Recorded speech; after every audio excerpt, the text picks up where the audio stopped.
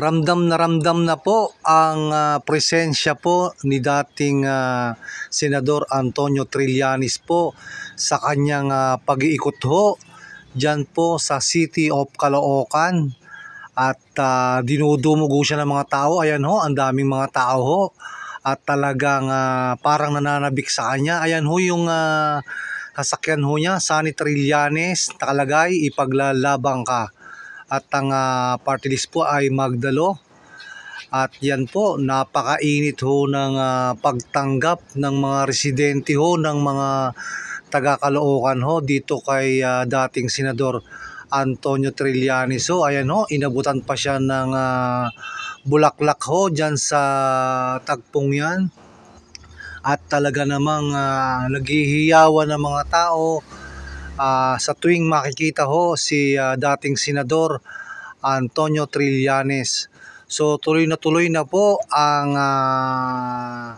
adhikain ni dating Senador Antonio Trillanes na maging punong bayan po o mayor ho ng City of Caloocan.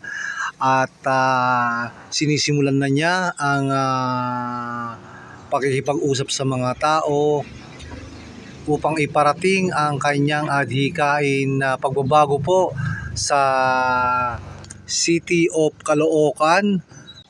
Ayan po, at patuloy po siyang nakikipag-usap sa mga residente ho ng mga taga-Caloocan upang iparating ang kanyang adhikain na tunay na pagbabago po sa City of Caloocan.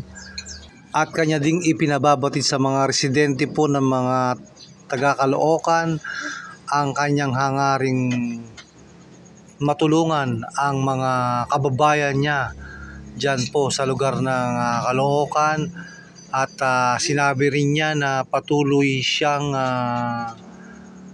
tutulong sa mga taga-Caloocan po. At yan daw ay maaasahan pa sa mga susunod na mga araw, buwan.